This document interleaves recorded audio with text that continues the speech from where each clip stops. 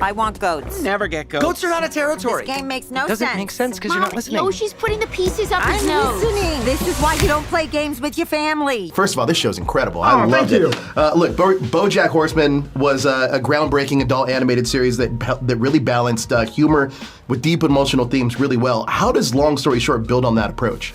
It does it too. Yes, it does it too. Yeah, It does it too. It also does all those things. You know, I think I really found making BoJack that this was a balance that I really enjoyed, the kind of the sweet and the salty together. Yes. And so for this show too, I wanted it to be silly and goofy and cartoony and make you laugh out loud, but also be emotional and nuanced and dark in some ways. I would say I would say the move in this show is it is a much more grounded universe, right? We don't have talking animals. It is not quite as cartoony in BoJack in some ways.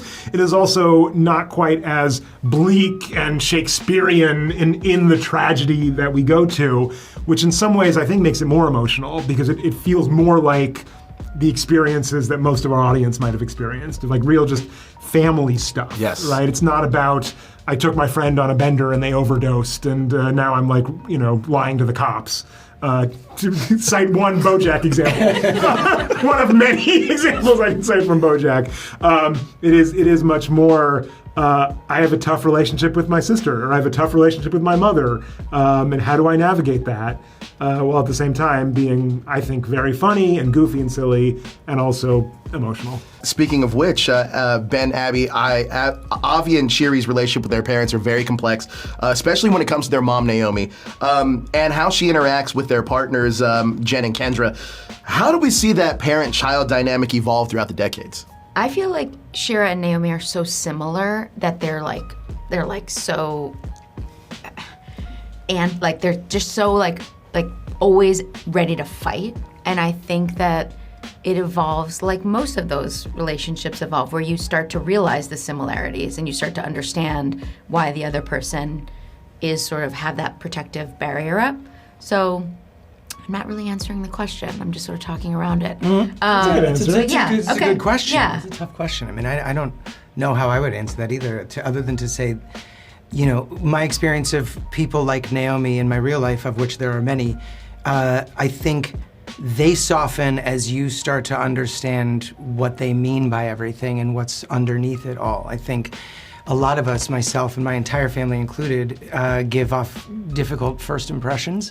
And I think after, I would imagine Jen, her tolerance builds up for Naomi's language when she realizes that it's not an attack. Sure. But a language. Absolutely. But I also think one of the interesting things about the show is the way these relationships change and the ways they don't change. Right? And so there are moments, because of the format of the show, we jump back and forth in time. There are moments where characters have epiphanies about each other, but we've also seen them much later and seen that it doesn't fundamentally alter their dynamics, unfortunately. Moments you might think like, oh, now they actually understand, but it's still hard to get out of those dynamics. Yeah. But we understand. Yes, but we the audience. Understands. Yes. I love the nonlinear storytelling of the show. I actually think that was one of the most intriguing parts about this, because I would find myself really invested in these characters and then seeing them in the future or in the past and really understanding them on a deeper level. What drew you to telling the story that way?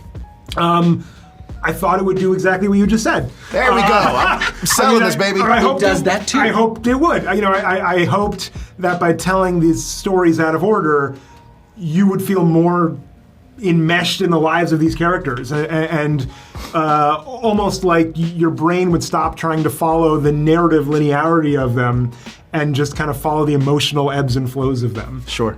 You'd turn off the plot part of your brain and just feel the relationships and the dynamics and almost feel like you grew up with them as well. Or Absolutely. These are memories that are coming back to you in the same way that you might remember things and bounce around in time. The show feels like when you're cleaning out the garage and there's just a box of all these pictures and keepsakes and everything, but you've kind of thrown them all in last time you moved, and you're just taking them out one day, one by one. It really feels like your brain tells this sort of linear story as you're kind of picking up moments and pieces throughout decades. I love that. I was gonna say it's also sort of similar to like when you're in a therapy session Yeah. and you're talking about like this thing and why this current thing bothers you, and then you're like sent back to a memory, and you're like, it's from that. Yeah. Right. And that has been the thing that's followed me. Yeah. Now, this series spans so many life stages and milestones. What does it ultimately say about the idea of being enough for your loved ones?